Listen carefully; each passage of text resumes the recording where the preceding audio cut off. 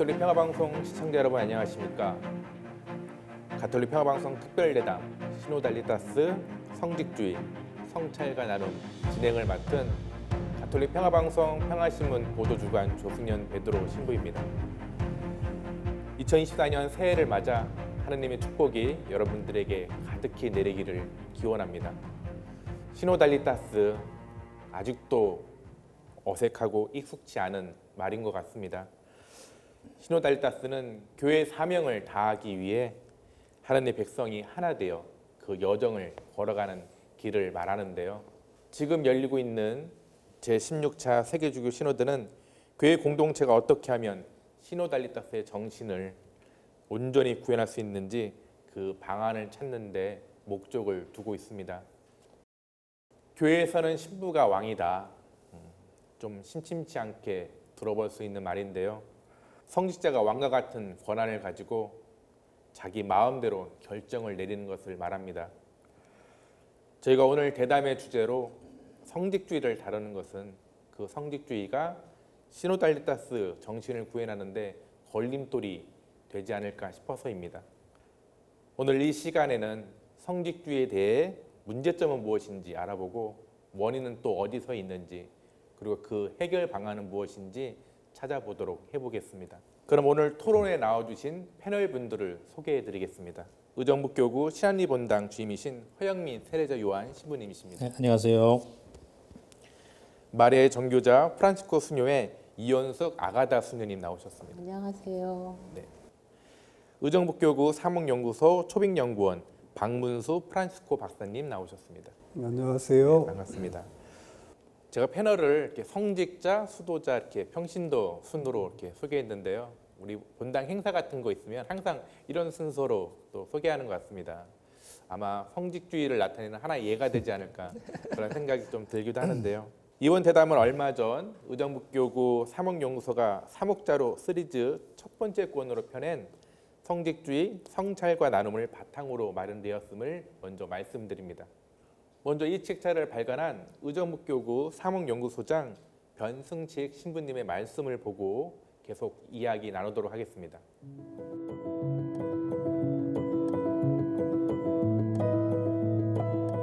시노달리타스를 이루기 위해서 가장 이제 교회 문제로 현안으로 얘기되는 것이 성직주의인 것 같습니다. 근데 이 성직주의가 한국 교회 안에서도 좀 문제점으로 대두된 게 20년이 넘은 것 같은데 사실 이게 참 다루기가 쉽지 않은 주제잖아요. 그러다 보니까 이 주제는 어떻게 보면 굉장히 시노달리타스적으로 좀 접근해야 될 주제인데 거기에는 굉장히 큰 이제 그 난관들이 많은 것 같아요. 그래서 어떻게 좀 이 문제에 대한 논의를 시작할 수 있는 어떤 바탕을 조금 만들어 본다 그런 이제 희망을 가지고 이 주제를 다뤄봤습니다. 교회는 언제나 쇄신되어야 하고 또 어떤 면에서는 늘 쇄신되고 있다고 생각합니다. 얼마나 잘 또 얼마나 빠르게 이제 쇄신이 되느냐 그런 문제라고 생각하는데요. 특히 교회 쇄신은 결국은 개인의 회심 또 개인의 성찰과 회심 안에서 시작되고 또 완성된다고 생각을 합니다. 근데 이 시노달리타스라는 것이 결국은 나 자신을 부정하고 또 나 자신을 극복하고 또 다른 사람에게 귀를 기울이고 하는 그런 길이라고 한다면 어떻게 보면 가장 좋은 쇄신의 길이라고 생각하고요. 또 어떤 식으로 생각하면 유일한 쇄신의 길이 아닐까 그렇게 생각합니다. 마침 이 자리에 나오신 세 패널 분들은 이 책을 만드신 분이기도 한데요. 먼저 성직주의가 왜 문제가 되는지에 대해 서 신부님께 좀 여쭙고자 합니다. 네. 어떻게 이 성직주의가 나타날까 좀 얘기해 줄 수 있으신가요? 네, 성직주의에 대한 그 부분을 이렇게 질문을 처음 풀어가야 된다는 얘기를 듣고, 야, 이 자리는 이거 얘기 본전도 못 차리는 자리가 아닐까. 이건 잘해도 욕을 먹는 자리고, 또 내가 뭔가 잘못 풀어가면은 또 성직자들 또 교회 전체에 대한 어떤 우를 범할 수도 있는 자리겠다. 그런 면에 있어서는 이제 좀 어려움이 있고 좀 두려움도 있었습니다. 근데 사실 이제 저희가 그 사제 소풍을 받으면서 이제 직무 사제직을 받게 되면서 불리게 되는 그 용어가 목자다, 사람 낚는 어부다라는 이제 그런 표현들을 제일 많이 듣게 되는데요. 그 낚시를 하는 그 모습을 보면 굉장히 그 고기가 있는 곳을 찾아서 낚시꾼들이 아주 분주하게 왔다 갔다 하고 밤새도록 노력을 해도 한 마리도 못 잡지만 그래도 포기하지 않고 그 자리를 지키는 모습들. 그래서 결국 사람 낚는 어부라고 하는 것, 그 직무를 수행해 나가야 되는 목자요 사람 낚는 어부로서 살아가야 되는데 이 성직주의가 잘못하다가 사람 낚는 어부의 삶 그리고 목자로서의 삶에 역행되는 모습을 가질 수 있다는 것이죠. 그리고 이제 개인적인 차원에서 본다고 한다면 성직자 그러면 제일 먼저 떠오르는 것이 어떤 소박함, 절제된 삶 이런 어떤 그 모습을 가져야 되는데 이 성직주의에 뭔가 좀 자꾸 익숙해지는 생활을 하다 보면 소박한 삶과 절제된 삶에서는 점점점 멀어지는 하나의 그런 모습을 가지게 된다고 봅니다. 세상은 문을 열고 나가는 순간부터 돈이 필요한 세상입니다. 그러니까 결국은 마지막으로 이 성직주의가 마지막으로 가는 길이 결국은 돈, 재물 쪽으로 성소에 정말 하느님과 재물을 함께 섬길 수 없다고 말씀하셨던 그 결과가 성직자 자신에게서 초래될 수 있다는 것이죠. 그래서 성직주의에 대한 사제들의 그런 어떤 정말 성찰, 뭐 누구 눈치 볼 거 없이 내 자신이 정말 성찰하면서 어제보다는 좋은 하나씩 1cm라도 좋아지는 그런 노력을 꼭 우리가 해야 되지 않을까 그런 생각이 많이 듭니다. 성직자가 보기에도 평신도에 가깝고 그리고 평신도가 보기에는 성직자에 가까운 존재가 있습니다. 바로 수도자가 그런 존재가 아닐까 싶은데요. 수도자도 성직주의에서 좀 자유롭지 못한 건 사실이 아닐까 싶습니다. 네. 수연이 보시기에 우리 한국 천주교회 성직주의 문제점은 뭘까요?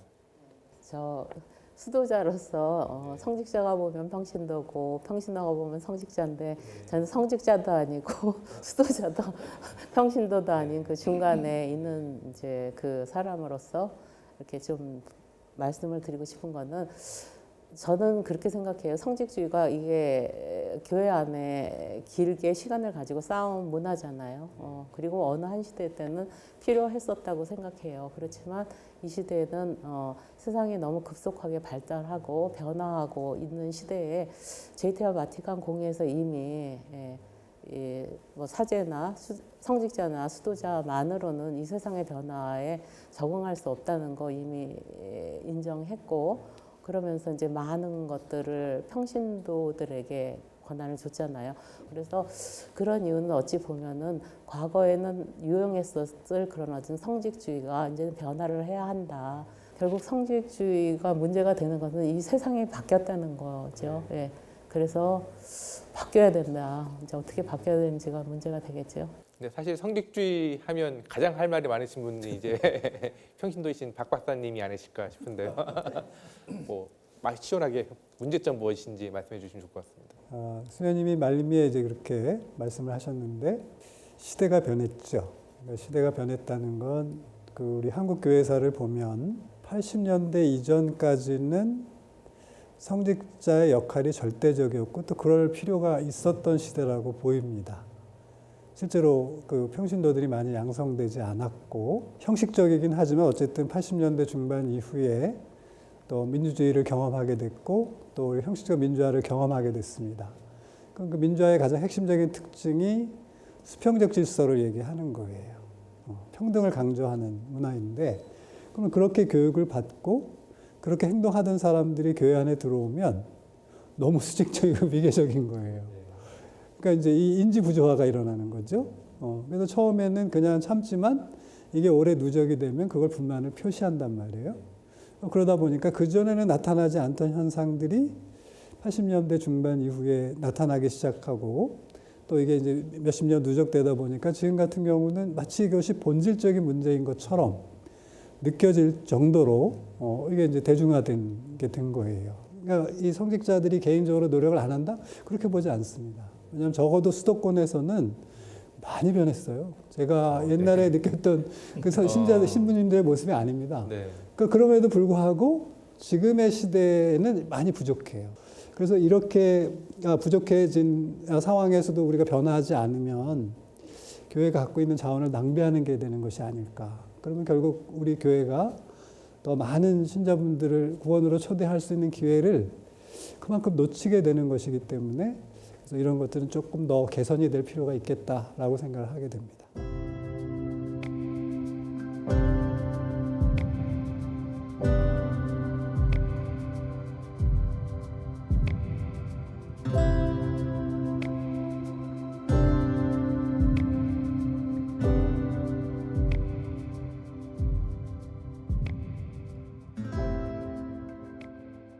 한국 사회의 급격한 변화도 우리 주 원인이 아닐까 싶은데요. 성직주의가 교회 쇄신의 걸림돌이 되는 이유, 그 배경은 무엇인지.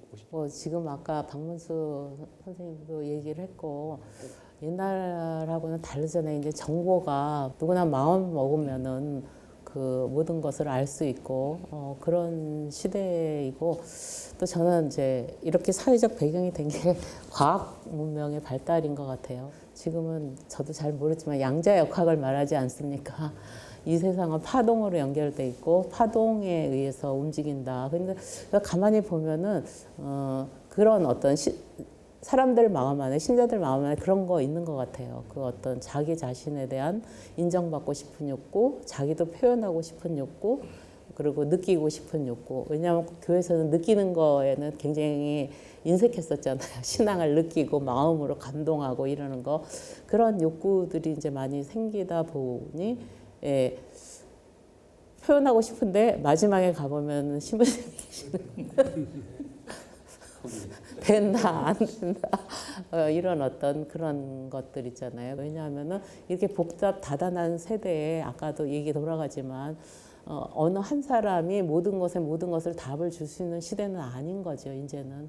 그래서 이 파동들을 어떻게 잘 이렇게 끌고 목자처럼 이렇게 하고 반짝반짝 빛나게 함께 하느님께 하는가, 그거 정말 힘든 리더십이지만 그런 리더십이 지금 필요할 때가 아닌가 그런 생각이 듭니다. 리더십 얘기했는데 우리 성직주의의 주체는 결국은 이제 성직자고 그 성직자의 권위주의가 또 문제가 되는 것 같습니다. 이 부분은 다 동의하시는 건가요? 그렇죠. 네, 맞습니다. 그럼 성직자의 권위주의가 무엇이고 왜 문제가 되는지 좀 말씀해 주실 수 있으신가요? 네. 이제 권위는 이제 두 가지 유형이 있죠. 네. 이제 하나는 그 사람의 삶의 모습 또는 그 실천을 통해서 획득된 권위. 그러니까 상대방이 인정하는 도덕적 권위라고 하는 것이 있고, 그런데 이제 한국 사회에서 어떤 이제 한국 교회 안에서 권위주의라고 얘기하는 건 그러니까 막무가내 있는 분들을 권위주의라고 얘기하는 것 같아요. 사실 그 전자의 권위라고 하면 그걸 싫어할 사람은 없을 것 같아요. 그리고 모든 시대에 그런 권위를 가진 성직자는 존경을 받았고 또 지금도 마찬가지입니다. 그래서 저는 이런 권위주의, 나쁜 의미의 권위주의, 그러니까 다른 존재를 인정하지 않고 또 자기의 권한만 행사하고자 하는 이제 그런 태도를 권위주의라고 정의한다면, 이런 권위주의가 과거에 비해서 약해졌죠, 많이. 당연히 약해졌습니다. 적어도 제가 이 수도권에 살면서 또 여러 본당에 뭐 일이 있어서 가기도 하고 또 시민들이 가까이 있으니까 뵙기도 하고 그러는데 분명히 달라졌어요. 과거와 같이 이렇게 막무가내 신분이 많지 않아요. 그럼에도 불구하고 이 권위주의라는 건 상대적인 것이기 때문에 그 시대에 생각하는 권위의 수준이라는 게 있고, 그래서 그 시대의 권위의 수준이라고 하는 것에 비춰봤을 때 이게 너무 차이가 많이 나면 비난을 받는 것이고, 차이가 나지 않으면 뭐 그 비난을 안 받는 것인데, 이게 교회 안에서 이런 것이 회자가 되고 부정적으로 얘기된다고 하는 것은 이 격차가 생겼다는 뜻이죠. 천주교가 한국 사회에서 차지하고 있는 위치나 영향력을 볼 때 우리는 교회 안에 있는 신자들만 보면 된다고 생각하지만 저는 그렇게 생각하면 안 된다고 봅니다. 한국 국민이 우리를 어떻게 보는가까지를 같이 염두에서 보면 좀 더 낮아져야 되는구나. 그리고 정말 우리가 겸허하고 교회가 자기를 비우는 모습이라고 하는 것을 보여줄 때 저는 전체적으로 그것이 선교의 길이라고도 생각을 해요. 수녀님 어떻게 생각하세요? 저는 이제 저는 제가 한 경험만 얘기를 하는 저희 수녀회도 네. 2차 바티칸 공의회의 시스템이 바뀌면서 저희도 권위에 대해서 얘기 많이 했어요. 순명과 권위 막 이런 거. 그래서 이제 제가 그 기억이 나서 찾아봤는데 사전을 찾아보니까 권위라는 것은 다른 사람을 통솔하는 힘, 어떤 영향력.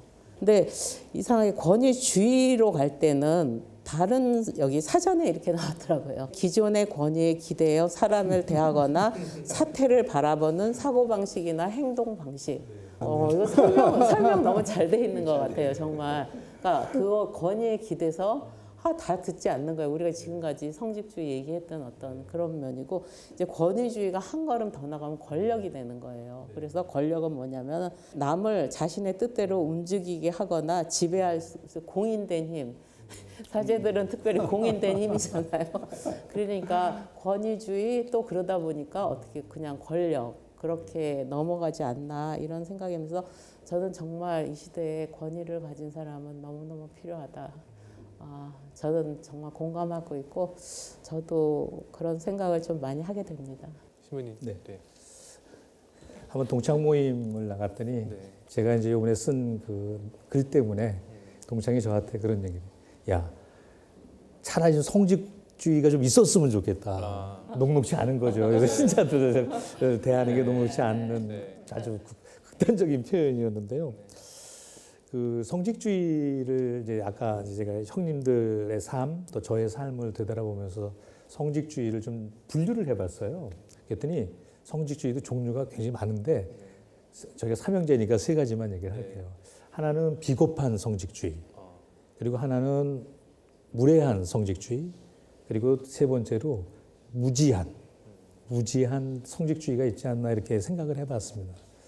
그러니까 비겁한 성직주의라는 건 어떤 경우에 정말 신부가 책임져야 되는 일인데 자꾸 신자들을 내세워서 누군가를 자꾸 희생양으로 만들고 흔한 얘기로 좀 좋지 않은 표현일 수 있지만 내 손에 피를 묻히지 않는 그런 성직주의가 굉장히 많이 생각보다 존재합니다. 그래서 저는 후배 신부들한테는 정말 망신을 당하더라도 책임질 거는 책임지라고 이제 늘 같이 얘기를 하는데, 그리고 이제 두 번째로 이제 좀 무례한 성직주의. 무례하다는 것은 아까 말씀하신 대로 상대방이랑은 상관이 없어요. 내가 하고 싶은 대로. 정말 그거는 말과 행동이 꼭 뭐 주먹질을 해서가 아니라 폭력으로 작용되는 그 무례한 성직주의가 굉장히 심각합니다. 그리고 이제 무지한 성직주의라는 게 저도 그건 이제 저한테 해당되는 거였는데 조신부님도 그 본당 사모 경험이 있으시잖아요. 그 병자 영성체나 병자 성사 보좌 신부 시절에 네. 주임 신부님보다는 훨씬 더 많이 나가셨죠. 뭐 그런 경우도 있었어요. 예. 제가 이번에 그 성직주의를 네. 이게 준비하다가 깜짝 놀란 중에 본당 3호 그 3호 해설서에 이런 부분이 나와 있는 거예요. 그 병자들에 대한 돌봄의 첫 번째 의무는 주인 신부에게 있다. 그게 사실은 주인 신부님이 보좌 신부를 교육시키는 차원이 아니라고 한다면 그 전적인 100%의 책임은 돌봄의 책임은 주인 신부에게 있다. 그 프란치스코 드살 주견님이 고해성사 부분과 병자성사 부분에 대해서 이런 표현을 하신 거 보고 굉장히 좀 많이 반성을 했는데, 주교시잖아요. 주교로서 가져야 될 직무가 수천 가지의 십자가를 지고 있지만 죄인들을 돌보는 의무에 그것이 방해가 된다면 나는 그 수천 가지 십자가를 내려놓겠다, 이런 표현을 하셨어요. 그래서 결국은 당연히 유계에 의해서 당연히 해왔던 그 관행들이, 성직 사회 안에서의 그 관행들이 실제로는 무지한 성직주의의 결과다라고 저는 단언적으로 얘기를 하고 싶어요. 평신도들이 성직자에게 바라는 삶은 소박함, 절제, 겸손. 바로 이제 그 부분을 정말 저희들이 매일매일 반성하면서 한 걸음 한 걸음씩 변화를 추구하지 않는다면 사실 가지나 지금 교회가 어떤 영향력이 점점 약해지고 종교의 권위 자체가 지금 사실 코로나라고 하는 세상 때문에 종교는 제가 보기에는 거의 한 우리는 잘 모르겠지만 사회 해석으로 봤을 때는 50% 이상 영향력이 감소되지 않았는가. 근데 거기에 성직주의, 성직자들의 관행, 잘못된 관행 때문에 불을 더 질러버리면 정말 교회를 찾아왔다가도 자기 발로 또 나가는 그런 어리석음이 반복되지 않을까 그런 좀 생각을 하면서 우리 시부님들이 또 더 저래 나갈 거라는 또 그런 믿음도 또 함께 가져봅니다.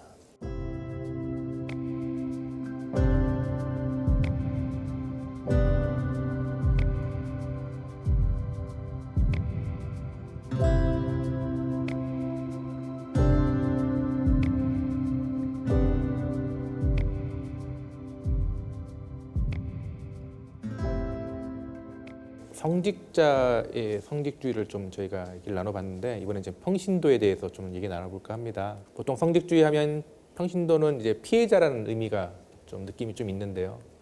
성직주의에 평신도의 책임은 없는가?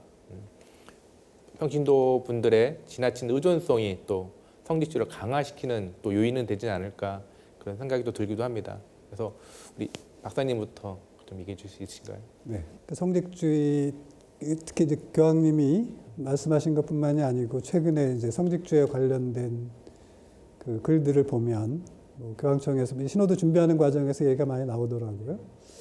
거기서 보면 이제 평신도의 성직주의도 심각하다. 거기 보면 이제 단체 생활을 할 때나 또는 성직자와 수도자가 없을 때 이제 평신도 지도자라고 하는 분들이 다른 평신도들에게 대하는 태도 뭐 이런 것들이 자기의 권한을 넘어서 그렇게 행사될 때 이제 이런 게 평신도의 성직주의다라고 이제 평가할 수 있을 것 같아요. 이제 그런 것들이 이제 문제이고 저는 이제 조사를 많이 했기 때문에 그러니까 30년 동안 이제 조사를 하면서 얻은 게 뭐냐 하면 왜 이제 이 문제가 잘 해결이 되지 않는가? 저는 철저히 이거는 평신도들의 수동성에서 비롯된다고 봅니다. 그럼 그 수동성은 어디서 오느냐 하면 인생에서 자기 종교가 차지하고 있는 비중, 자기 인생에서 그걸 물어보면 이게 일반 국민을 포함하는 조사이건 또는 그냥 우리 신자들만을 대상으로 하는 조사이건 거의 차이가 없는 것이 뭐냐면 나는 일주일에 대여섯 시간 이상 할애하고 싶지 않은 일인 거예요. 심각하죠? 돈, 그런데 건강, 가정의 행복. 그러면 자기 삶에서 종교가 차지하는 비중이 높지 않다라는 것은 그만큼 관심이 없다는 이야기고, 그러니까 결국 그분들이 관심을 가지고 시간과 뭘 냈어야 되는 일들이 비어 있다는 거 아니에요? 그 비어 있는 일을 누가 해요? 그럼 그쪽 전문가가 하는 거예요. 그 전문가가 교회 안의 전문가가 성직자와 수도자이거든요. 그래서 이렇게 본의 아니게 역할 분담 구도가 된 거예요. 그래서 이런 것이 몸에 배어 있습니다. 그러니까 지금과 같이 평신도들이 능동적으로 많이 변했다고는 하나 여전히 그들에게 이 신앙생활이라고 하는 것은 아주 제한적인 영역에 있는 부분적 관심인 거예요. 그리고 이 안에서 열심히 활동하는 봉사자를 하더라도 저희가 교회 안에서 활동하기 위해서 필요한 자세들이 있고 또 알아야 될 상식들이 있습니다. 그러면 그런 것들을 공부하기 위해서 노력하는가? 그럼 그런 노력하지 않으세요. 그러면 바깥의 논리를 가지고 이 교회에서 이제 그 바깥의 논리로 또 이 자기 방식대로 뭘 해보고 싶은 거예요. 그러니까 장애 충돌이 생기죠. 그러니까 성직주의가 문제가 되는 것이 물론 꼭 필요한 부분도 있기도 합니다만 바로 또 성직자들의 이러한 동기가 작용하는 측면도 있다는 거예요. 그래서 이건 전적으로 저는 평신도들의 책임이고 그러니까 신앙생활의 비중이 조금 더 높아져야 되겠다. 그러니까 그렇게 높아지지 않고서는 지금 이 비어있는 공간과 시간들을 채울 방법이 없게 되고 그것을 채우지 않게 되면 지금 구조가 계속 가는 거기 때문에 더욱이 성직주의가 더 강화되면 강화됐지 약화되지 않는다는 거예요. 그런 면에서는 이 평신도들의 책임의식이 좀 더 강화될 필요가 있다 생각이 들어요. 시문님 지금 이제 본당에 계시죠? 네, 본당에 있습니다. 평신도 의존성 어떻게 생각하십니까? 뭐 저희 본당 같은 경우는 뭐 거의 70% 80% 이상의 신자분이 70세 가까이 되시는 분들이라 이상 되시는 분이라 오히려 그런 부분에 대해서는 뭐 더 강화될 수도 있는 위험도 있을 수 있는데 근데 확실히 말씀하신 대로 우리 박 박사님 말씀하신 대로 성직자와 수도자가 함께 노력하면 그 부분은 분명히 극복될 수 있는 부분이라고 생각이 됩니다. 언젠가 그 젊은 보좌 신부님이 본당을 떠날 때 우리 한국 천주교 또 신자 교우분들은 신부한테 잘해주는 것이 신앙생활을 잘하는 것이고 또 교회에 도움이 된다고 생각을 하셔요. 뭐 틀리는 말은 아니죠. 뭐 교우가 막 신부를 구박하는 것보다는. 그래서 특히 이제 이동철이 되면 이동하는 시기가 되면 많은 신자분들이 와서 물어보셔요. 시부님 뭐 필요한 거 있으면 뭐 제가 선물해 드릴게요. 물어보세요. 근데 언젠가 어떤 젊은 그러니까 두 번째 본당 4년 차 되시는 보좌 시부님이 그 말을 쓴 그 교우분의 이야기를 듣고 이렇게 얘기하는 얘기를 전해 들었어요. 저를 그렇게 잘 봐주셔서 감사합니다. 그런데 신부가 자꾸 그렇게 그런 거 자꾸 받아먹다 보면 습관이 되고 점점 큰 거를 바라니까 마음만 잘 받겠습니다. 이렇게 얘기를 해서 오히려 그 이야기를 했던 교우분이 더 감동을 하고 고맙다고 오히려 표현하셨다는 얘기를 들었어요. 신자분들은 성직자에 대해서 그런 존경의 마음을 뭐 바른 방향은 아닐지 몰라도 어쨌건 표현하고 있는데 그거를 오히려 성직주의가 강화되는 쪽으로 쓰지 말고 정말 배운 대로 정상적인 하나의 길을 갈 수 있도록 성직자가 선택해 준다라고 한다면 훨씬 더 도움이 되지 않을까 생각을 합니다. 결국 우리 직무를 통해서 성화되는 게 사제잖아요. 평신도 역시 사제직, 예언직, 왕직이라고 하는 걸 통해서 수행을 통해서 성화되도록 불림받은 존재이기 때문에 우리 아까 박 박사님 말씀하신 것처럼 성직주의가 그것을 방해하거나 회방해서는 안 된다라는 거죠. 바로 이제 그 점에 대해서 우리가 다시 한번 성직자가 좀 더 숙고해야 되지 않겠는가 생각합니다.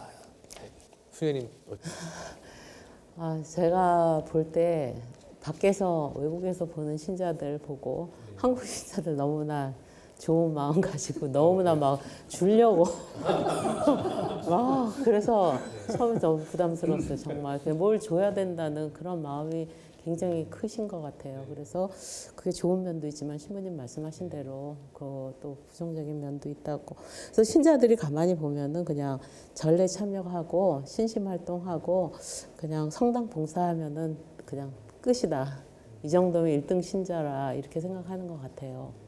그거를 그대로 그냥 이 정도면 된다 그렇게 하지 말고 신자들을 교육을 시켜야 되지 않을까. 신자들이 말을 잘 들으니까 교육도 잘 받아들일 거라고 생각해요. 근데 왜 교육을 안 시킬까? 저는 왜냐하면 이제 제가 이제 평신도를 교육하는 이제 기회가 있어요. 학교에서 신학원에서. 그러면 신자들이 하나도 몰랐던 얘기를 하는 얘기를 참 많이 해요. 그래서 어찌 보면은 이제 한국 교회 안에도 뭐 밖에서는 집단 지성이라고 이야기를 하지 않습니까? 그래서 교회 안에도 신앙에 대한 어떤 조금 그런 지성들이 있어야지만 교회에 같이 성직자들과 함께 대화도 하고 함께 나갈 수 있는 그런 풍토가 마련되지 않을까. 근데 지금으로서는 그래서 신자들 교육이 너무 필요하지 않은가 저는 그렇게 생각합니다.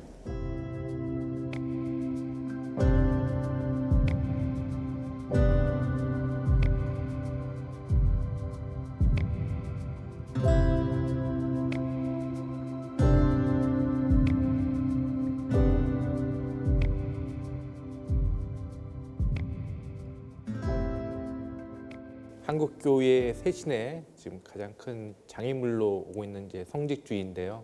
그리고 제도적 개선에 대해서 좀 알아볼까 합니다. 특히 이제 아까 수녀님께서 말씀해주신 것처럼 우리 평신도들에 대한 교육이 좀 중요할 것 같습니다.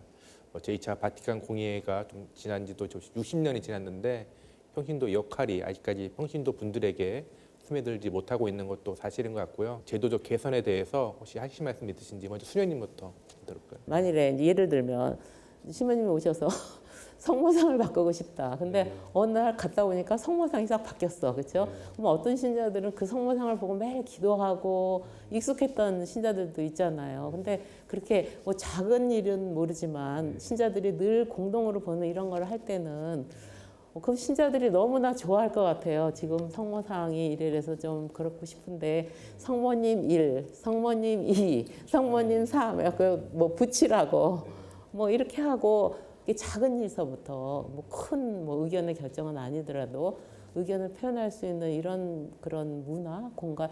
그래서 결국은 그 시노달리타스가 뭐 공동 합의성이라는 얘기를 일부분을 담고 있는 것처럼 그렇게 자신의 얘기를 하고 다른 사람의 얘기를 듣고 이렇게 그런 문화가 형성되면은 저는 교회 무궁무진하게 발전할 거라고 생각이 들어요. 신부님, 뭐 네. 교육과 제도. 결국은 사제 성직자, 저는 뭐 성직자로서 나왔으니까 성직자들이 해야 될 의무 중에 해야 될 일 중에 가르치는 직무. 네. 꼭 무슨 뭐 내가 어떤 박사학위가 있다고 해서 그런 것이 아니라 뭐 교리적인 부분부터 교회가 정말 신자들이 알아야 될 내용들을 가르쳐 주는 것. 그것을 결코 그 게을러하지 해서는 안 되지 않나. 근데 저도 요번에 이제 성직주의를 준비하면서 네. 좀 부끄러운 얘기긴 하지만 공의의 문을 좀 이제 인용하고 싶은데 네. 공의문이 어딘지 모르겠는 거예요. 이게 찾다가 한참 걸렸어요. 네. 한참 동안 찾고 봤더니 뭐 먼지가 뽀얗게 쌓여가지고 네. 걸레로 닦고 이제 해서 봤는데 제가 이 공의문에 대한 문헌의 어떤 그 효능에 대해서 네. 효능에 대해서 추억을 갖고 있어요. 체험이 있는데 제가 첫 본당을 나갔을 때 사모교원들을 모아놓고 공의의 문헌이라는 것이 있다. 그리고 그게 평신도 교령이라는 것이 있으니까 사목회의 전에 꼭 1장씩 읽고 그 여러분들이 회의를 했으면 좋겠다. 대신에 나는 사목회의에 들어오지 않겠다. 사목회장님이 대표가 되셔서 저기 회의를 주재하시고 네. 그 다음에 이제 꼭 사제가 필요한 부분이 있다라고 한다면 그때 나를 불러라. 내가 언제든 대기하고 있겠다. 네. 근데 사모교원들이 정말 이 공의의 문헌을 한 장 한 장 읽어 나가면서 변화되는 모습이 제가 예서 상상치 못했던 모습으로 말씀하셨던 것처럼 공동 합의성이라고 하는 것 이런 부분들이 이미 그때 그게 1997년, 98년이었으니까요. 그때 이미 저는 경험을 했었어요. 네. 그러니까 신자들도 굉장히 그 사모교원들도 굉장히 네. 굉장히 나름대로는 기분이 좋았죠. 근데 사실은 공부하는 만큼 바뀝니다. 근데 대신에 실제로 사제가 먼저 사실 공부를 해야 되겠죠. 그래야 가르칠 게 있으니까. 그래서 평신도 교육과 양성에 대한 이 부분도 결국은 사제가 먼저 공부를 배움을 멈추지 말아야 된다.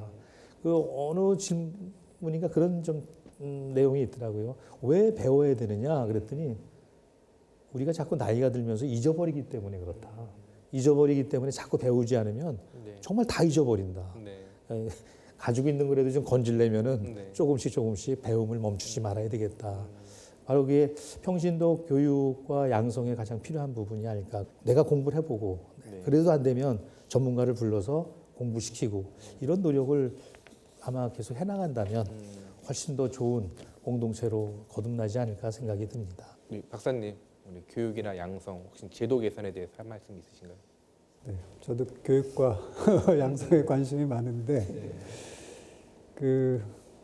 저도 뭐 평신도지만 또 관심 있는 평신도들과 함께 이제 이렇게 공부하는 모임도 만들고 또 제가 교구 사도직 또 단체를 또 하나 인가를 받아서 지금 한 5년째 되고 있는데 그 해보면서 느끼는 거는 따로 시간을 내기가 쉽지 않다는 거예요, 신자분들이. 그래서 제일 중요한 게 기본적인 걸 잘하는 게 중요하구나 하는 걸 깨닫습니다. 그러니까 제일 중요하다는 거 예를 들면 이분들이 그래도 주일 미사 의무를 다 하고 싶어 하는 분들이 있잖아요. 그러면 이분들에게 제일 좋은 교육이 뭘까? 그 미사예요. 새로운 걸 배우려고 할 게 아니라 이미 알고 있는 걸 잘하는 게 중요하다. 평소에 하고 있는 것들을 충실하게 함으로써 교육하는 것이 제일 좋은 방법이다. 이게 실현 가능성이 제일 높은 방법이기 때문에. 그래서 일부러 어떤 새로운 제도를 만들거나 새로운 교육 과정을 만드는 것도 중요하지만 평소에 하고 있는 것들을 잘 관리하고 제도로 잘 만들어 놓는 것. 이런 게 중요하다. 그리고 강론을 잘 해주시는 것. 그래서 아까 잘 해주신다는 게 뭐 신자들의 비위를 맞추라는 뜻이 아닙니다. 교회 가르침을 제대로 좀 알려드리는 게 중요하다고 생각하고요. 그게 가랑비에 옷 젖는 거예요. 그래서 저는 이렇게 작은 것부터 하나하나 충실하게 하는 과정이 늦지 않았다고 생각하고 지금부터 모든 신부님들이 그렇게 조금만 신경을 써주신다면 저는 큰 변화가 있을 거라고 기대합니다. 그리고 가능할 것이라고 보고요. 감사합니다. 네. 박사님, 신부님이 많이 깨달으신 것 같아요. 제가 지금 성찰심 열심히 하고 있습니다. 제 얘기입니다. 제 얘기입니다. 그렇습니다. 다른 또 대안은 없는가? 방안은 없을까? 혹시 저희 뭐 교육과 제도 개선 말고도 또 다른 방법이 또 있으면 또 무엇이 있을지 좀 말씀해 주면 좋겠습니다. 뭐 사실 가톨릭 교회가 벌써 2000년이 넘은 조직이잖아요. 교회법도 뭐 한두 번 이상 바뀌었고 때마다 또 신호대다 공의를 통해서 끊임없이 제도를 개선해 왔죠. 네. 사실 제가 그냥 뭐 성직자가 꼭 아니더라도 인간적인 차원에서 이 제도를 바라보더라도 제도는 거의 완벽에 가까운 것 같아요. 왜냐하면 미사 같은 경우도 뭐 이제 젊은 사람들한테는 재미가 없겠지만 그 구조 하나하나를 보더라도 이거 뭐 완전히 구원의 전 역사가 들어가 있는 게 미사 가지고 있는 신학이기도 하니까요. 그러니까 제도가 잘못됐다라기보다는 제도를 운영하고 있는 성직자들의 여러 가지 아까 말씀드렸던 비겁한 성직주의나 무리한 성직주의나 무지한 성직주의로 인해서 이 제도가 자꾸 훼손을 받고 있는 거죠. 이제 아까 말씀하신 미사를 말씀하셨지만 신자들이 가장 많이 오시는 부분은 미사예요. 그러니까 미사 때 사실은 모든 교육을 시키고 뭐 따로 아무리 훌륭한 강사를 요새 부른다고 해도 본당에 150명 넘는 데를 못 봤어요. 그러니까 예전 같지가 않다는 거죠. 그러나 미사는 한 주에 그 적어도 뭐 한 5,000명 이상 되는 본당은 700~800명 이상이 오고 있거든요. 네. 그렇기 때문에 결국은 강론을 통해서 신자들한테 줄 수 있는 게 가장 많은 것이죠. 그리고 신부가 개인적으로 만날 수 있는 최고의 자리는 고해성사입니다. 물론 요새 고해성사가 예전 같지는 않아요. 근데 오히려 예전 같지 않아서 좋은 게 있습니다. 한 명을 주더라도 정확하게 그러니까 자세히 줄 수 있다라는 거죠. 뭐 예전에는 막 진짜 1분에 3명씩 줘야 되는 그런 상황들이 벌어졌기 때문에 신부인 저 자신도 굉장히 좀 자괴감이 들 때도 많이 있었는데 요새는 뭐 한두 명 보니까 오히려 더 자세하게 드릴 수 있었고 또 사실은 요번에도 그런 그 고해성사 시간 때문에 공황장애 때문에 시험을 포기하려고 했던 학생이 시험을 무사히 마치고 지난주에 저를 밥을 사주러 왔어요. 그 고해성사의 은총이죠, 진짜로. 그러니까 결국은 제도라기보다는 교황님 말씀처럼 사제 성직자 또 평신도 수도자들의 어떤 그 태도 그리고 사고방식의 변화 그리고 이제 그것을 접근해 들어가는 방식을 정말 라떼나 꼰대 이런 부분을 피해서 들어가면 길은 무지하게 열려 있는 것 같아요. 네. 선생님 또뭐 방안이 있습니까? 그 시노달리타스하고 이게 성직주와 연결시켜서 저희가 이야기를 나누고 있는데 시노달리타스는 새 개념이 아니다. 오래된 새 길이다. 저희가 오래된 새 길이라는 말을 얼마 전에부터 많이 듣잖아요. 이미 오래전부터 갖고 있었던 선물 같은, 보물 같은 것이 이제 이렇게 교회 안에 있었는데 그 주의를 기울이지 않은 거예요. 간과하거나 주의를 기울이지 않다가 새삼 찾아서 보니까 있었어.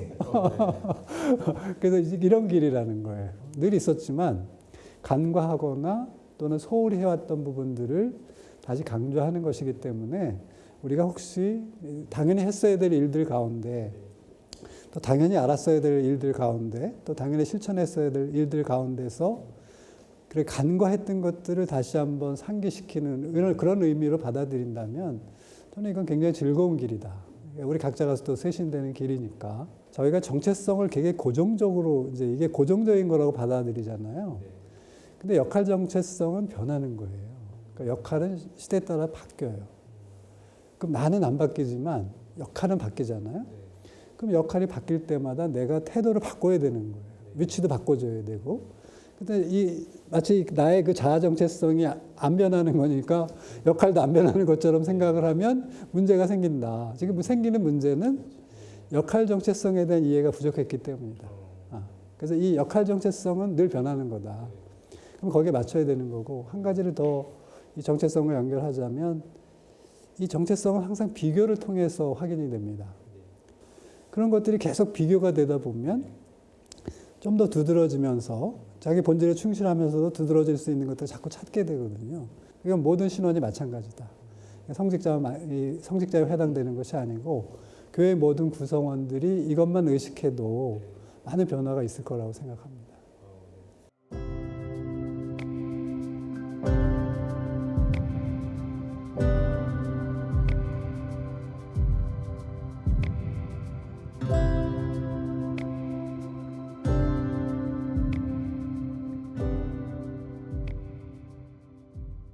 우리 수녀님 마지막으로 하신 말씀. 마지막으로 저는 이제 성직주의와 관련된 주제잖아요. 지금 시노달리타에서. 그래서 저도 경험이 있어요. 첫 서원하고 그 한 사제가 목자가 정말 그 양들을 잘 할 때 그 양들이 얼마나 살아나는지 제가 그걸 정말 체감했어요. 왜냐하면 이분들은 이제 사제는 교회 안에서 그죠 그런 어떤 리더의 역할을 또 교회가 공식적으로 줬잖아요. 그래서 저는 이제 성직주의라는 이 말 끝에 정말 그 목자 한 분 한 분의 역할이 얼마나 중요한지 너무너무 저는 그리고 그 효과도 너무너무 큰 거예요. 그래서